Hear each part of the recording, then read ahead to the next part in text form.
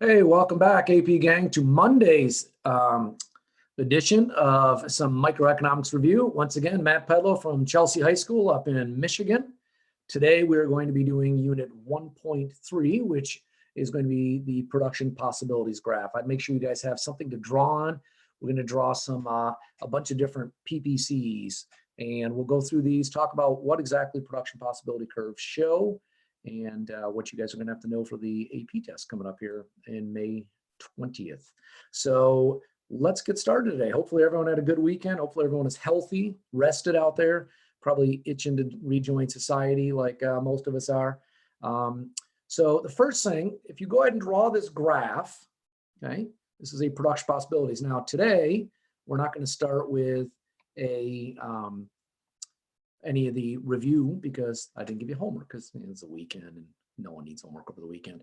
So there's no FRQ to go over tomorrow. We'll give you a quick one at the end today. I'm just going to give you half of one today and you'll see why. We'll finish it up the other half on either tomorrow or Wednesday when we get to that material.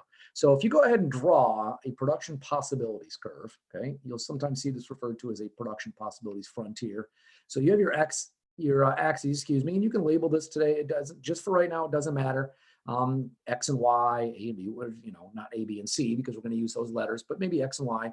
So first point A, anywhere inside of the line. So it can be anywhere inside the production possibilities. Point B is anywhere on the line, doesn't matter, and point C is anywhere out here. Okay, so that's first and foremost. Now the question is, of course, what does a production possibilities frontier or PPC, a production possibilities curve, what is it showing? And in the basic definition, it's the various combinations of two goods an economy can produce given the available resources. Okay, so the various combinations or the maximum combinations that of two goods that an economy can produce given the resources. Now, what are the resources? Resources are us, right? Remember those factors of production that we talked about on Friday. So you have the labor, you have natural resources, you have capital resources, you have human capital, which is the skills and knowledge, and then you have entrepreneurship. So if you are set with those, how much can you produce of one good? And if you produce that one good, how much can you produce of another good? So today, the very introduction here, let's talk about what it means to be a point somewhere on this line. So point A, we're going to start there. Okay, it's where we currently are in this country. There's absolutely no question about it. The curve hasn't shifted. We have the availability. We have all the labor. We still have oil and we still have water and trees and everything like that. But our resources are unemployed. And how much depends, right? If you were imagine being in a grad level macro class right now, and you're talking about some of these Fed bank people are coming out, some of the governors, some of the presidents of the Fed banks coming out saying, we're predicting 30% unemployment. We're predicting a drop in GDP for the second quarter of X percentage. I mean, you're reading these massive numbers. And for those of us who have taught long enough, we talk about like the 9/11 attacks and what they did. We talk about of course, the housing crisis in 2008. But if you look all the way back to the 1936 when unemployment spiked at 25%, a lot of teachers have said things like, we'll never be there again. If we were there, there's so many other problems that unemployment's the least of our concerns, things like that. And all of a sudden we find ourselves where we might be going over that 25%.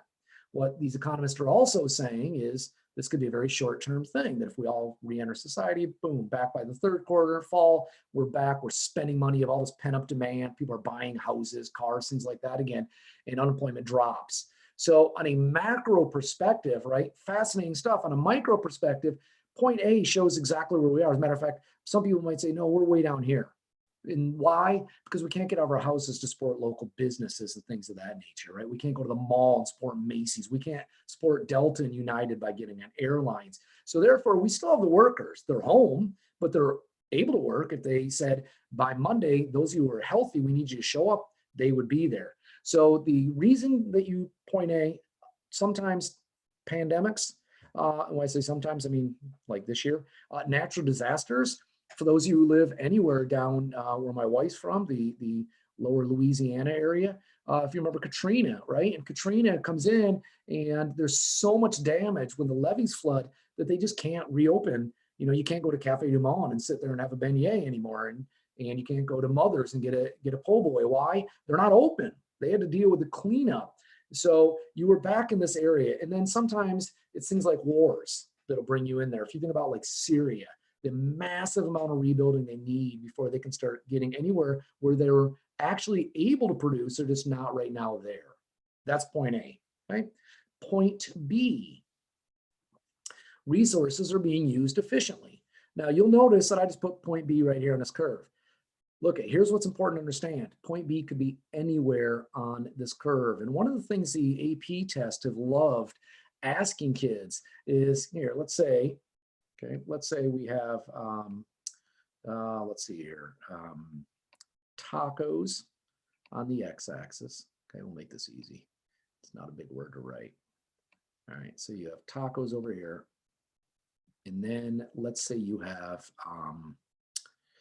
oh, computers is too long a word. So let's just say, yeah, whatever, we got time. Computers, okay? So you have tacos and computers, and they want to know, so what they'll do a lot of times is they'll put like a bunch of points on the line where you see point B, but they'll put them all over the place, and they'll say, what is the most efficient point on the graph? Okay, so you can produce tacos and you can produce computers. Okay, terrible essay. So where's the most efficient? So you look and you could be here, right? Maybe a point right there, or maybe right here, or maybe down to point B, or maybe over here. So let's talk about this for a minute. What this is showing us is if I make this many tacos right here, right? Don't ask why an economy only needs tacos, computers, it just does.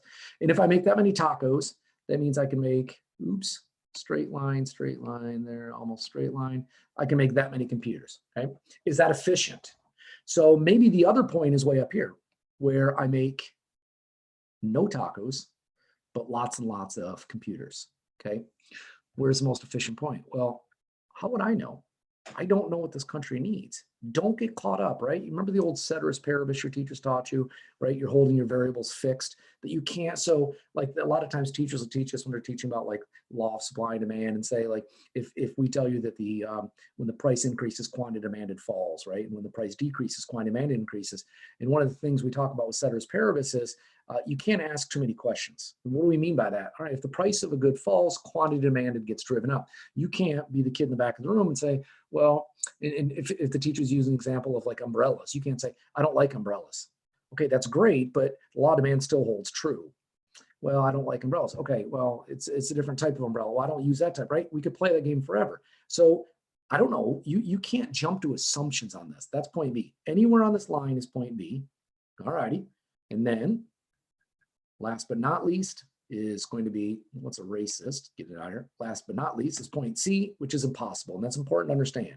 C is using the available resources we currently have. It is impossible to be past where we could produce computers and tacos. We can't get out there. Now think to yourself, how do economies grow? Because if this were the case, right, you and I would be hitching our horse up to our wagon today and going into town, which would be a couple miles away, right? Up until the 1880s, the average American traveled no more than 15 to 20 miles from their home. And if they travel more than that, it would be once or twice during their lifetime. So the idea of like, okay, I mean, think about that, 15 miles from your home. Think where you live right now. What if that were the only time in your life was maybe when you're 20, you went to college somewhere 30 miles from you, and then you moved back, right, to farm. So how have we gone from there to where we currently are? Well, easy answer, right? New resources, you get more people in, and more people means more things have to be created. They have the ability to create more, or the easier answer, simply new technology. So maybe you get more productive. So all of a sudden, a perfect example, okay? There's a drive-in movie theater back in Western New York. It's the most amazing place if you ever a chance to get there. And there's a pizza oven inside. And that pizza oven, if you open it up, it's a low ceiling. It's a snack bar for a drive-in. It's got to be low, right? And if you open it up and you had to take your big paddle and spin your pizzas around, and you got to make sure the ones in the back, they cook at a different rate than the ones in the front.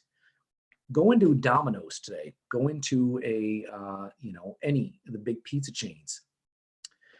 Do they have pizza ovens like that? No, they have the robotic assembly line pizza ovens. You put the pizza on, So every Domino's in the country is going to look the same, it's going to taste the same, and it's going to be cooked at the same temperature for the exact same amount of time.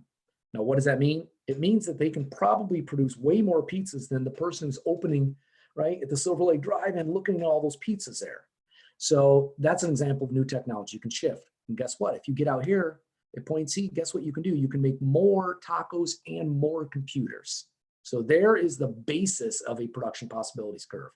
Okay, now what do they show? They show three things. So let's go through those three things today. Number one, they show the trade-offs associated with allocating resources. So allocate, once again, it's econ jargon for giving out. So we want to know, right, what are the trade-offs when we have these resources? So what does that mean? I'm going to stick with this graph or this one, okay? You have guns and butter. If your teachers have ever talked about guns and butter with you guys, it's the amount of money the federal government has to spend on either the military or spend on domestic policies or foreign and domestic policies, okay? And so if they spend this much right here, okay, you just make a little line here, that's totally fine, right? They spend this much on domestic spending, roads and schools and things like that, then they have this much to spend on foreign stuff and, you know, military and things like that, okay? If they decide they need to expand more guns, so now you're down here, well, look what happened. Yeah, so my spending on the guns, so to speak, has increased, but what's happened now is there's a trade-off. I can spend less on domestic or our butter spending. Okay, so that's number one, there's a trade-off. Number two, it shows the opportunity cost of producing one more good. And I'm going to walk you through the two different types of production possibilities curves. So if you see a free response question on the AP test here in a few weeks, you're going to know exactly how to get those numbers. So number one, shows the trade-offs. Number two, shows the opportunity cost. And number three, it can illustrate economic growth. And I'm going to show you exactly how they do that as well. Okay, so three things to know about production possibilities curves. They show trade-offs between the goods, so you produce more of one. They show opportunity costs. You can actually do the math now, what you're giving up to get more of the other good. And then they can show economic growth as well, okay? Or the opposite, contraction. And when contraction, the entire curve shifts in. That's what, so recession is not, right? It's recession, you're just in there. We still have the workers, but sometimes economies can actually contract and the whole thing can shift in, and that's really bad. All right, so there's two different curves, right? There's what's known as a constant cost production possibilities curve and an increasing cost. And I'm going to go through each one of these. So the first one is going to be a constant cost. And if you don't want to draw the exact one with numbers, that's okay, because you guys have this and you can just go back to it and like look at this. But look what it shows you right here. Okay, let's say I'm producing 20 units of good B. And if I'm producing 20, you just go out to your graph and straight down. That means I can only produce 2 units of good A. So far, so good, easy stuff, linear, right? It's a constant cost, a linear line here. If I decide that I want 2 more units of good A, I want to go from 2 to 4. That means I was at 20. Now, as I produce 4, I'm over here at 15. So I've gained 2, but I've given up 5. Okay. So for every 2 units of good A I'm getting, and if right here, if you go from 4 to 6, I was at 15, now I'm at 10.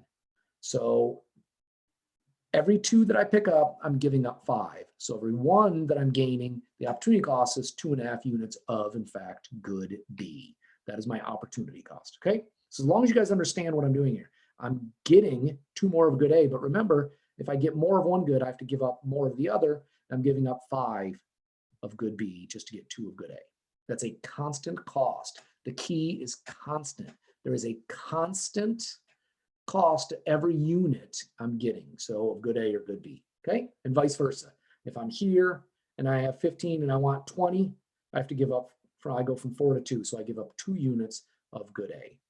Hopefully everyone's clear on that. Basic, kind of a basic graph, I realize. The increasing opportunity cost looks a little different, okay? And this is gonna be what they call, you might wanna make a little note on this. It's called a bowed out production possibilities. And what a bowed out or increasing cost production possibilities curve shows is, look, let's say I'm here at producing 50 units of capital goods and 3 units of consumer goods. And I want another unit of a consumer good. I want 1 more t-shirt, whatever it is, doesn't matter. What do I have to give up? So I was at 50, and now if I get 1 more, now I'm at 30, so I gave up 20. okay? But this is not a constant cost. The closer you get down here, the more you're giving up. So let's say I'm at 4 and I can have 30 units of capital goods, okay? Ovens, whatever you're buying, doesn't matter, assembly lines. If I want one more unit of consumer goods, I want one more t-shirt. Look, now I'm here and I get 0 units. So what have I done? I've gone from 30 to 0. So you see what we did there? I was at 50 and 3, right? And I wanted one more. So now I was at 4 and 30. So I gained one more, but I gave up 20. If I go from 4 to 5, I went from 30 to 0. So I gave up 30. That is an increasing cost production possibilities curve. All right. So hopefully you guys, you're going to see a lot, by the way, that has consumer and capital goods. And we're going to look at why here in just a second. So that's what increasing cost, opportunity cost, or production possibility, excuse me, increasing cost, production possibilities curve looks like. They're going to be bowed out like that. Excuse me. Then the reason I bring up capital and consumer goods, okay? So let's answer this question here, and let's give you guys about 30 seconds to think about this for a minute. If society wanted to give up some current consumption for more future consumption, should they produce at point A or point B? If they want to give up current consumption for more future consumption, what would be better?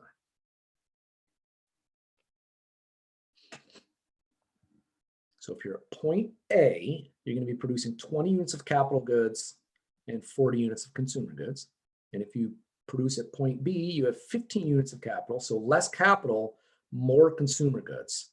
So what would be better for the future? And for those of you who have gotten through this and your teachers taught you about capital stock, things like that, the answer is up here at A. And why is that?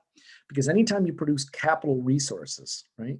Capital, machines, equipment, you're going to end up using that in the long run. So if you want your economy to grow, you build things like factories, you build things like assembly lines, you build things like robots, AI helping out in the workplace.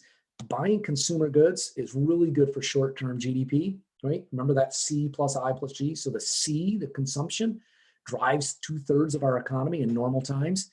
And that's great, but that's not great long-term. If I go out and I buy a sweater, that doesn't do anything at all. If I buy a pencil out in the marketplace, that does not make the United States economy grow, right? I bought a pencil, it's already produced. If, however, I go out and I start a factory that makes pencils, right? Lee Corso, Game Day, right? Headgear guy, pencil guy. You can look it up. And if I go and I go against, I'm a rival competitor of his, and I buy pencil making equipment, what's going to happen? That factory is eventually going to hire people and expand and have a sales force and a marketing department and all that. So that's why you want to produce more capital goods. Important. And then number 3, so the first one, the trade-offs. Second one, how to get opportunity cost. And number 3, how is economic growth shown on a production possibilities? So the entire curve shifts out. So let's say you were here, okay, at point B. And I told you earlier that point B right there, right? And I said, that's a maximum, right? Unless, remember, it's impossible unless, but obviously it's not impossible because you can see right here, we shifted out. How was that? Well, maybe we got more productive. Maybe we got a new workforce. Maybe we opened our arms to an immigrant workforce that came in and created new ideas and helped us move out there. But let's stick to productivity here as kind of an easier example. Maybe you're a secretary and it's 1975 and you're typing away and your boss comes in and says, I need this sheet printed. I need one of these real quick. And I need 6 copies. So you type it 6 times. So maybe there's 2 secretaries working side by side. Make a mistake, you put the correction ribbon in. If your parents or teachers are watching this, they know exactly what I'm talking about. Most of you are like, what is this guy talking about? So it was very unproductive. Now imagine Microsoft Word comes out, and then all of a sudden you have computers where, you know, the Word in the late 80s, early 90s, and Windows 95, which is a huge thing, right? And now it's correcting, right? And it's highlighting words you misspelled. I mean, today it doesn't even bother. It just like the computers don't have time to say, oh my gosh, you misspelled the again. So it just spells it correctly for us. And now you hit print and then 5, and then just it prints out 5 copies immediately. And think about what that's done. It has allowed us to expand, has allowed us to grow, because that on a micro level, think about that in every business. So new productivity allows your economy to grow. Obviously that is our goal, We want our children to have a bigger economy to go into than we had, than our parents had, and so on and so forth. And then okay, just a little note here. What if you guys have a free response question and it says something like, because remember, just because you guys don't have to draw graphs certainly does not mean that there are not going to be graphs in this exam. That's not by any means what they're saying. Matter of fact, I would assume there would be some type of graphing on there where you're gonna have to explain some things. And so imagine if they had this one right here, right? And this is showing you the exact same thing. It's just showing you on a constant cost and increasing cost. But what if it said, imagine that an economy produces two goods, pizzas and subs. And the technology only affects the production of pizza, not subs. So imagine you're in the pizza, right? And your business can produce both, and they come up with those new ovens right? You guys know what the ovens look like. They're kind of square, and then they have like an assembly line. Literally, it's a raw pizza, and 7.5 minutes later, a cooked pizza comes out. I'm amazed they don't have just something that comes down, slices of pizza, boxes it for you, and then turns and hands it to the customer soon.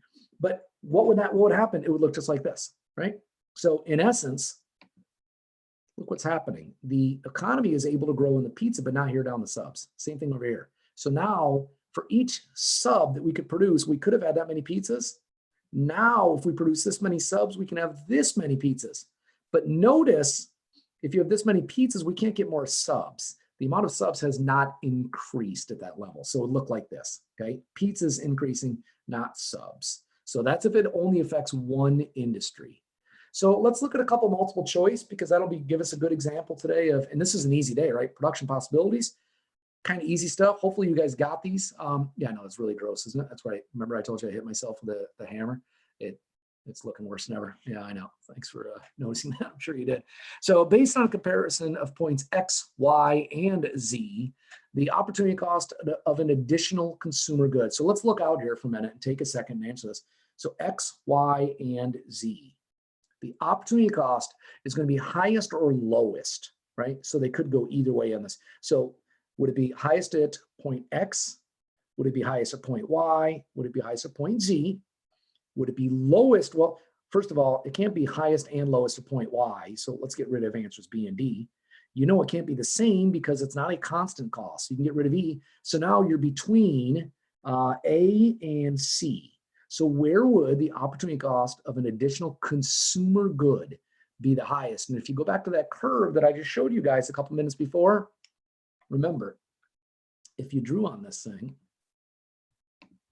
and we made right here at point Z this many, okay, consumer goods, and you wanted to get, excuse me, yep, and then this many capital goods over here.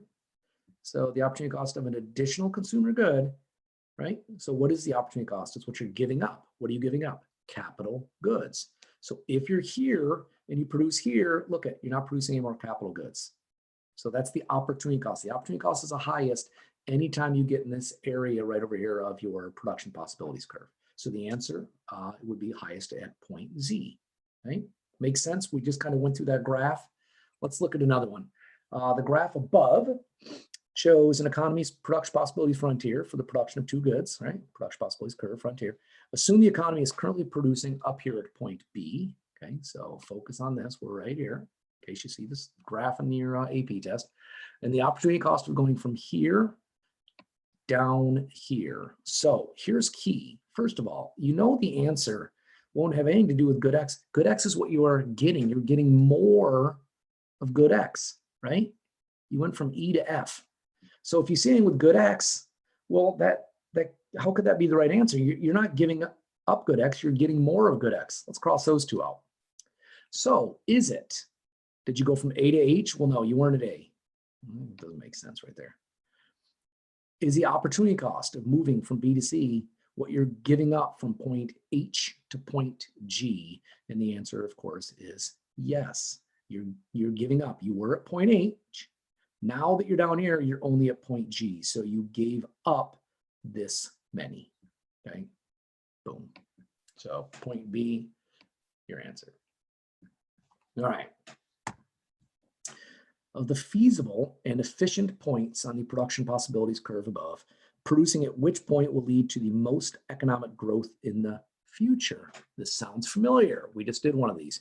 Once again, read what's important on these graphs. Once you get to that FRQ, you're going to have time. Look at the graph. Look at the axes. What are they asking you? What are they showing you? What's important on the graph? So once again, right here, instead of looking and saying, there's a couple things I would say. Number one, it's an increasing cost production possibility curve. It's first thing. Number two, the old consumer and capital goods.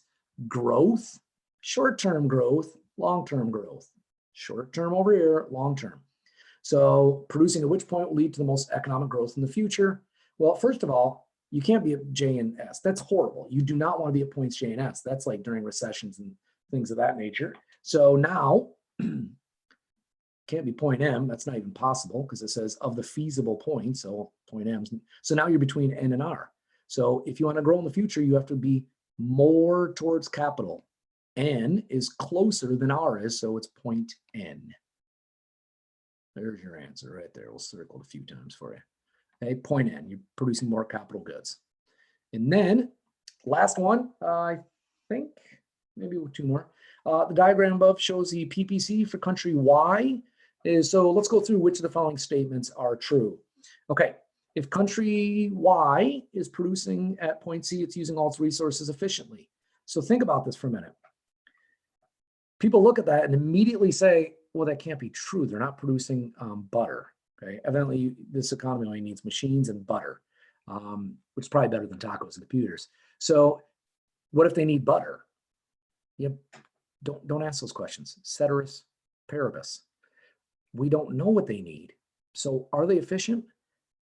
It's on the line. I don't know where they need. Anywhere is on the line is efficient. So let's take really quick the opportunity cost and look at the other answers. The opportunity cost of producing more machines is constant. No, it's not. This is an increasing cost production possibilities curve. Producing at point C is the most preferable. Oh, they're telling us what's preferable now because butter is non-durable. Do we know that's more preferable? No. Countrywide cannot produce a point E. Oh, they certainly can. I believe it's April 6th, 2020, showing us that, in fact, we can be back here. And the economy is not producing its potential since it's not out here. Well, no, that's not what it's saying. That's not a potential growth point. So the answer is point A. Okay, or excuse me, A. If the country is producing at point C, we are using our resources efficiently. The last one, following question, given the production possibilities, which of the following represents movement from efficiency to inefficiency? Once again, anywhere on the line is efficient, anywhere inside here is inefficient. Well, there's only one point that's inefficient. Why? Good Lord. W. Anywhere from X, Y, or Z to W has to be the answer, right? So looking at this one jumps off the page at you because it's the only one that ends with us being inefficient. So A is the answer. Going from point X down to W, we went from efficient on a line to inefficient inside that curve. So overall, a lot of little detailed stuff, but overall pretty easy. And so here's what I want you guys to do.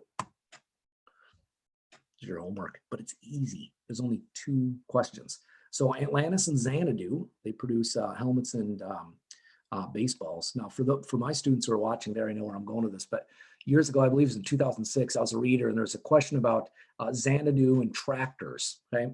And a number of students made comments to Olivia Newton-John, and I was very oblivious. And I finally tapped the person next to me. I said, is there something in the AP curriculum about Olivia Newton-John that I'm unaware of? And the person was older than I was. And I said, well, you need to go check out a movie.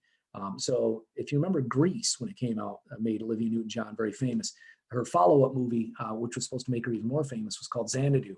And I'm about to make your lives much better. I want you guys, when this is over, if you have time in between your next class, I want you to go to YouTube and look at, well, you're already on YouTube, and go to, well, don't pause this, please, but on another tab, something like that, and type in Xanadu Olivia Newton-John. It is one of the most spectacular things you will ever see, okay? And 2 words, you're welcome. So anyways, back to econ. Atlantis and Xanadu produce helmets and baseballs. I guess they're not producing tractors anymore. Atlantis can produce 100 helmets or 200 baseballs. Xanadu can produce 100 helmets, 400 baseballs.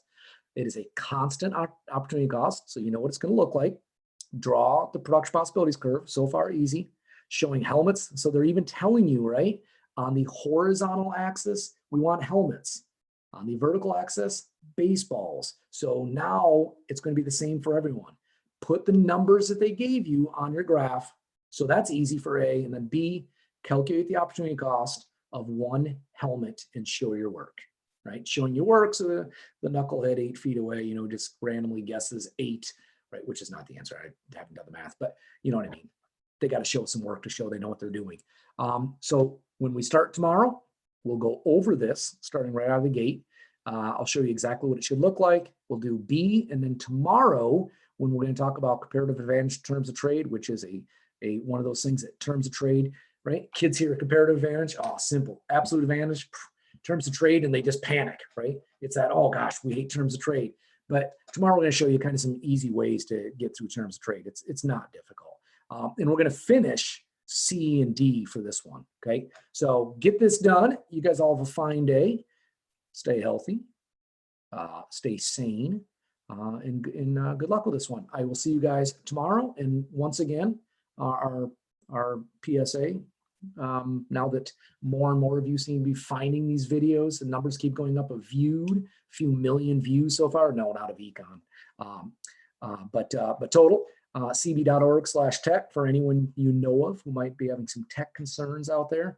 And then thank you once again. Thank you for watching. It has been a pleasure. I've enjoyed teaching about production possibilities. I look forward to teaching you tomorrow and finish up that practice question. Have a great day.